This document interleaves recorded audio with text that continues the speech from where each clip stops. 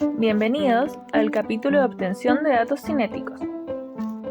En este video exploraremos un concepto fundamental en la cinética química, el orden de reacción. A menudo nos preguntamos qué factores influyen en la velocidad de una reacción química y cómo podemos comprender mejor este proceso.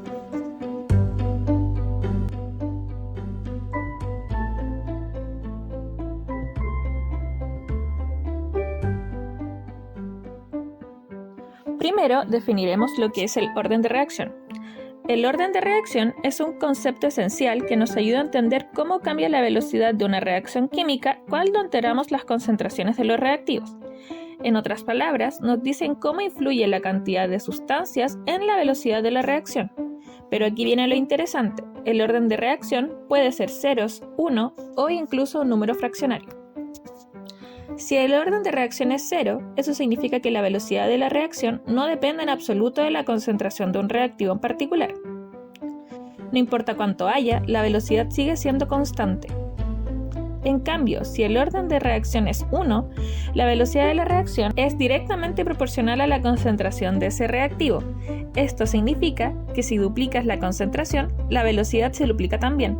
Es una relación lineal y directa entre concentración y la velocidad. El orden de reacción también puede ser un número fraccionario. Esto significa que la relación entre la velocidad y la concentración no es proporcional de manera simple. En lugar de una relación directa, puede ser más complicada y puede requerir un análisis adimensional. Es crucial recordar que el orden de reacción no tiene nada que ver con los números que ves en una ecuación química balanceada.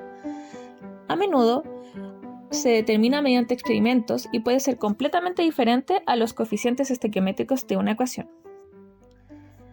En resumen, el orden de reacción es un concepto esencial en química que nos permite comprender cómo la concentración de los reactivos afecta la velocidad de una reacción química. Puede ser 0, 1 o incluso un número fraccionario, y no debe confundirse con los números de una ecuación química balanceada. Pongámoslo a prueba. Utilizando los métodos vistos anteriormente, obtenga la constante cinética suponiendo que se comporta como una reacción elemental. La reacción es 2A igual a B más C.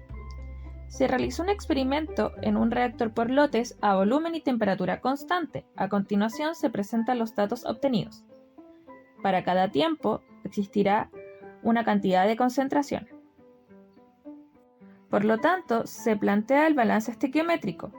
Como es una reacción irreversible, solamente hace falta poner el balance estequiométrico del reactivo limitante. En este caso, solamente entra A.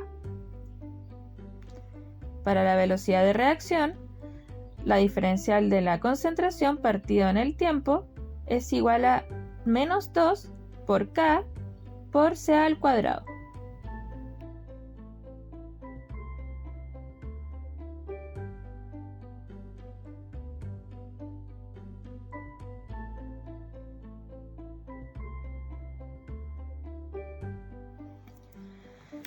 Como tenemos los datos de la concentración, podemos utilizarlos directamente en la derivada. Por lo tanto, linealizando con logaritmo, nos queda el logaritmo de la derivada igual al logaritmo de 2K más 2 por logaritmo de CA, siendo el I igual al logaritmo de la derivada, B el logaritmo de 2K, M igual a 2 y X sería el logaritmo de CA.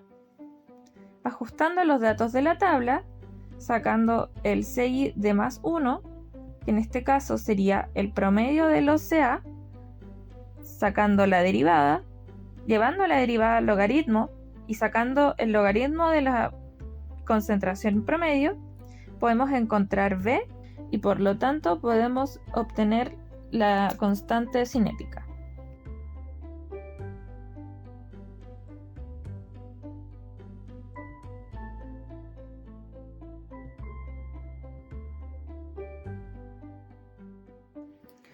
Para el método integral, el balance estequiométrico va a ser el mismo, la velocidad de reacción va a quedar planteada de la misma forma, pero al obtener la integral va a quedar como la integral de CA partido en CA cuadrado en donde tenemos en un lado los términos semejantes y por el otro lado tenemos las constantes, que serían menos 2k integral de dt.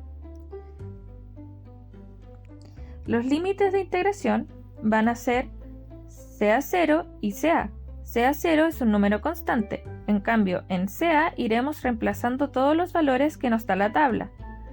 Por el otro lado tenemos que el límite de integración en tiempo va a ser de 0 a t, en donde el 0 va a ser constante y en el t vamos a ir reemplazando los otros valores. Como el 0 es constante, ese término se va de la ecuación, por eso solamente queda menos 2k t.